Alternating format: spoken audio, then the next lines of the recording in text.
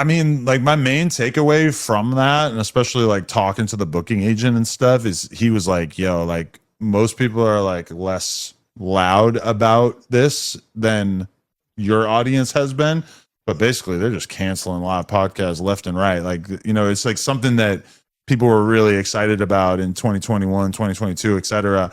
But it's just kind of, I don't know. I feel like people got a taste for it. They went to a lot of live podcasts and then they just kind of got over it. Now, like comedy still does really well, I feel like. But as far as like the live podcast thing, I'm not gonna lie. Like people saw how much seeming momentum there was around the Tuesday show for a while there. Like they were really enjoying the Anne Hefe, Munchie, Spody, and Lush and Me vibe.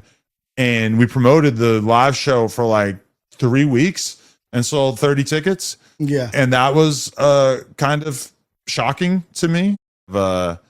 A little bit of an epiphany, which is kind of like the realization, and probably a lot of people will think that this is really obvious, but the realization that building podcasts where the primary hosts are gang members who don't necessarily have a lot of like business experience or broadcast experience, etc., is kind of like the more that you do that, the more that you're kind of building the podcast on a little bit of shaky ground. Wait, that was the epiphany that you just had? Like, and that would probably be like really obvious to people who aren't in the space at all. Elevating and growing in the space, but it's like a certain understanding that you have to have when you're dealing in that energy. You know what I mean? Like, yeah, like my intention going forward is just to be, you know, both of those are great examples. The Brick and DW thing, and then the sort of introducing J Hood to the Munchie and Spody dynamic or whatever is like,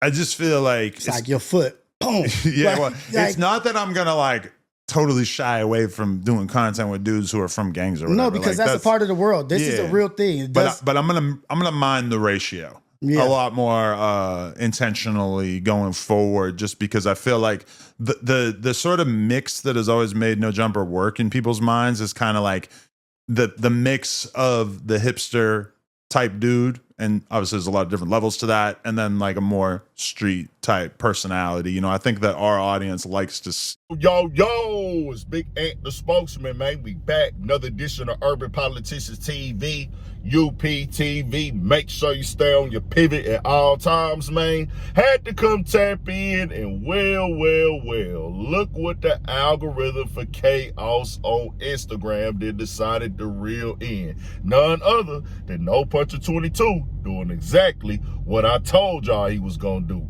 Come up here with the word semantics and antics and all the type of word salad. Just try not to say directly, I'm quitting the gangbanging content because it ain't working out for me no more. And I got a real time measurement and gauge on this that it's not hitting at all, because I couldn't even sell 30 tickets with like 6 million total subs on Instagram, and then also millions of on YouTube, and millions of followers on Instagram.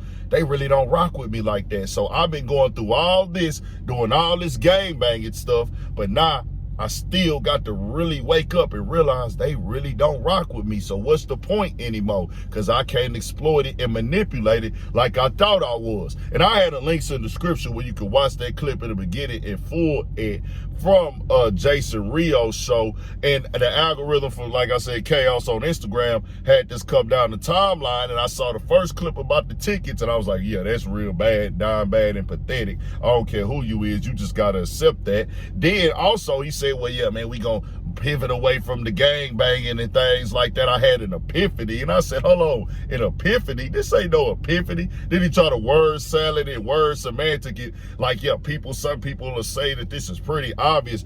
Duh, Sherlock, we've been saying this for years. You the one that decided to sit in the middle of the gang banging and everything of the sort. Now with Jason Rios, his I want to say he part of the Ace Boys and all them with AD and the guys that already left No Jumper, but I guess he got his own show too, and they kind of do that thing with, okay, well, yeah, you work with Adam even though we don't rock with him, but it's still all good, whatever. But you can watch it up over there. But let me be real with y'all. He's not gonna tell y'all the real spiel. No Puncher is abandoning the gang banging because of the fact he just had 2 members quit, Another member went to jail. We had members who go to the feds last year, or people who were shows on there last year, and he got reality in real time. You know what, bro? It ain't even beneficial to people really don't rock with me like that. So it's not worth it, man, because of the simple fact he trying to play like he's innocent. Oh, I was just doing content and it was working out. No, you instigated a lot of this content. You brought people on there to be part of the gangbang politics. You even was adopting the lingo. Don't try to do that now. You was the one flexing and everything like that. People like myself who do YouTube, we know the real deal. We know the real spiel. We really are understanding of the game is always up and down, even with ticket sales or anything of the sort. Sometimes your stuff hit, sometimes it don't. But not you. You the dude that gets on the internet, make fun of rappers when you say that they don't stream or they don't have any viewers. Did you forget about Sauce Walker and Money Man already? And let me be clear with you. Both of them will sell more tickets than you in any venue, including where you're based at. Let's keep it all the way 1,000. Where you from out there, New Hampshire or something like that, if they, Money Man and Sauce Walker go book a show out there, they gonna sell more tickets out there than you will. Let's keep it all the way 1,000, bro. But you the one that was making fun of Sauce Walker streaming numbers, and you the one making fun of Money Man streams, but they can both do more numbers than you in real life. They got real impact. People just know you as a brand, and you the dude that had to put your wife on the line and on the internet, and she just all over the place now, and you still can't sell 30 tickets. Boy, that is a failure. It is your fault. But what you're not gonna do with me now, and this is why we talking about it, you ain't finna control this narrative like, oh, I just woke up and had an epiphany and I'm a good guy and some type of moral thing came over me. No, fam. You been knowing that this gangbanging stuff can lead down the road. You chose to set up fights, have even hosts who wasn't even gang members end up in the room at the same time to see how it was gonna go down. You wanted all this camera, you wanted all this content, and now you talk about, yeah, man, we gonna go ahead and back away from the gangbanging. Y'all remember when he did this last time? He went and got old boy Richard Spencer, what the super duper alt-right guy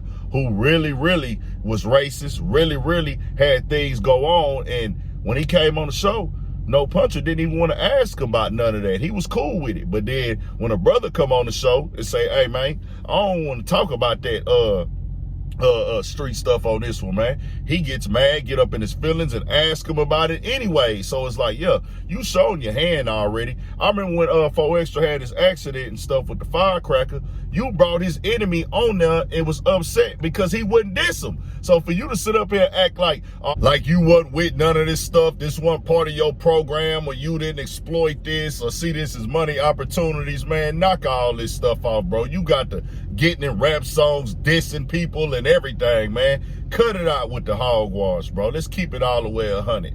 As if you was just interviewing these guys for their stories and things and letting them come be a part of the show to really have that and put the structure in, well, we ain't gonna be dissing, we ain't gonna be fighting, I ain't gonna encourage y'all to fight or run fades either, then it'll be different. But you have said, nah, come up here, diss your enemies, diss them. Let's see if y'all want to go out and run a fade and then seeing how far it can go on camera, man, knock it off, man. Just keep it all the way 1,000. And let's be clear here, the market is the market. And there are plenty of people in the podcasting space who can do shows. He just one of them who can't. And he trying to say, well, nah, this is pretty much everybody. If Joe Budden go book a show in LA, fam, he is doing 30 tickets because he used Joe Budden name in that. Well, they ain't really doing shows no more. Shannon Sharp and them be doing shows. Jeff Teague and them be doing shows.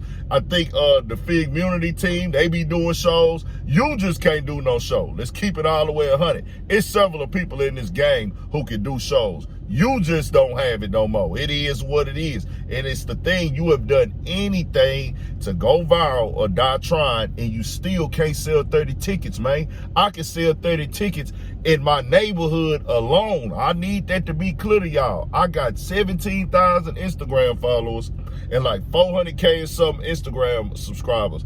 I can sell 30 tickets, fam. You can't sell 30 tickets because the people don't like you or rock with you. Let's keep it 100. 1,000 for shit show. Stay on your pivot. More coming.